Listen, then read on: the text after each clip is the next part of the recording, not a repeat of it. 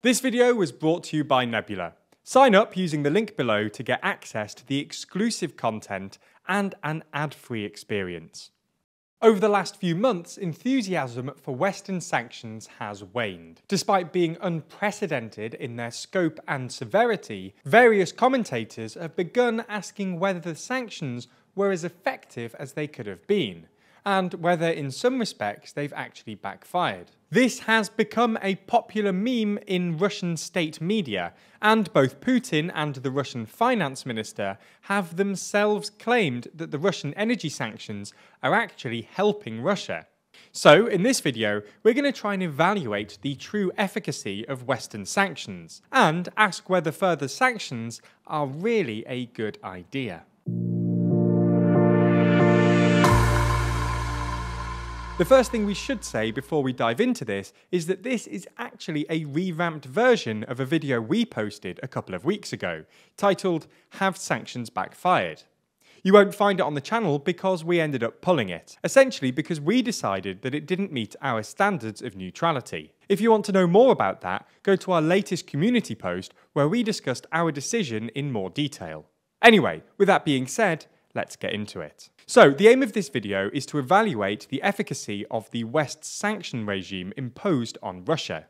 In order to do this, we're going to split this video into three parts. First, we're going to look at some common, but in our opinion, misplaced criticisms of the West's sanction regime. Second, we're going to look at the respects in which sanctions have been less effective than perhaps hoped. And third, we're going to have a look at how the West might design sanction regimes in the future to avoid these shortcomings. So let's get into the first part of this video. As we see it, there are two common but misplaced criticisms of the West sanctions regime. Sanctions failed because they failed to deter Russia from invading Ukraine.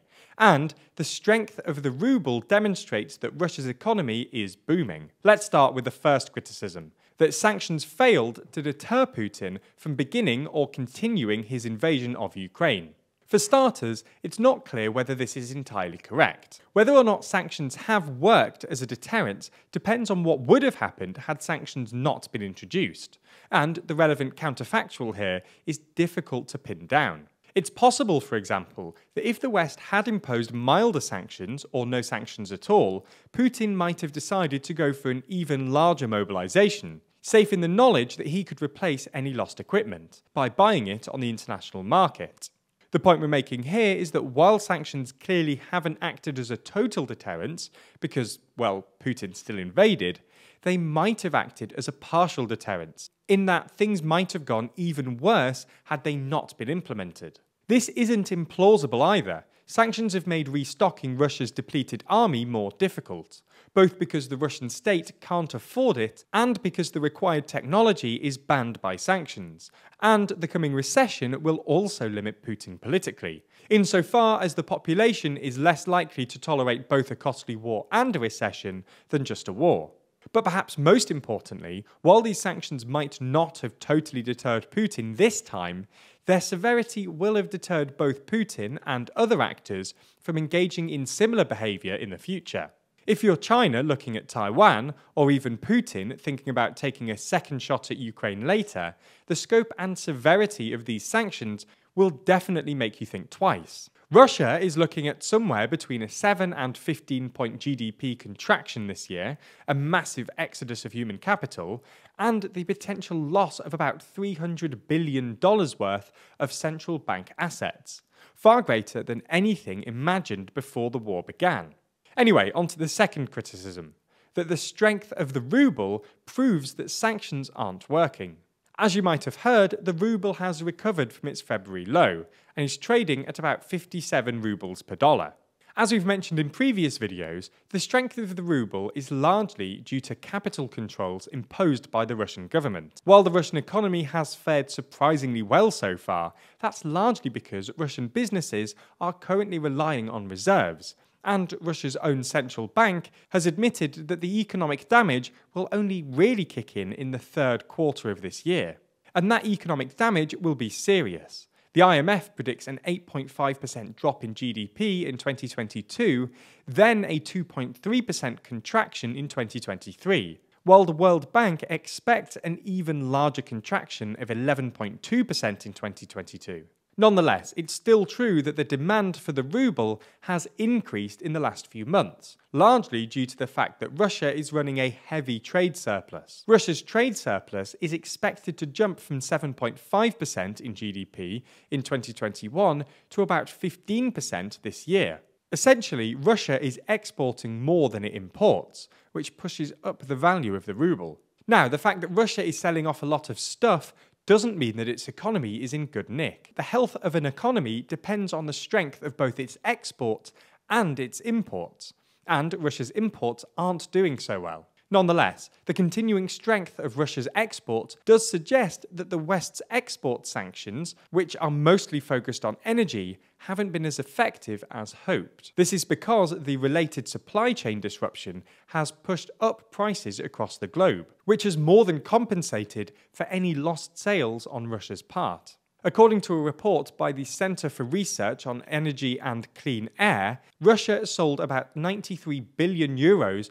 worth of energy exports in the first 100 days of the invasion, an all-time record and about 20% more during the same period last year. This translates to about 930 million euros per day, nearly 100 million euros more than the estimated 840 million euros that Russia is spending per day on the invasion. This is largely because Russia's export prices for fossil fuels have been about 60% higher than last year, even accounting for the fact that Russian oil is fetching about 30% below international market prices. While exports have decreased in terms of volume, largely due to the fact that the EU has reduced its imports by 23%, they've only fallen slightly, largely because China and India have made up the shortfall. This is why Russia is now cutting off Europe's energy supplies.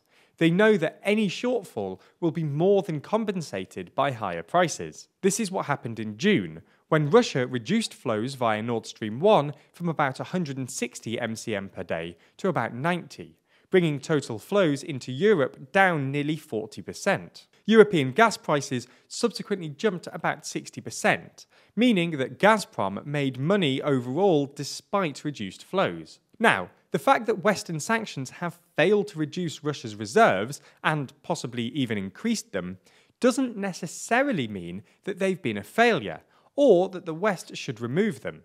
We might think that sanctions have reduced European dependence on Russian energy, or we might even argue that the West had a moral obligation not to buy Russian energy regardless, even if it indirectly increases revenue.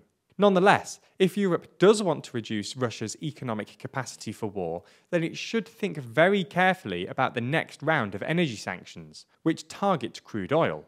The EU should perhaps consider whether it's worth spending political and economic capital on a round of sanctions that give Russia a minimum of 6 months to redirect trade flows and might just push global energy prices even higher, ultimately increasing Russian revenues and exacerbating political strife in the developing world. Again, we're not saying this means crude oil sanctions are necessarily a bad idea.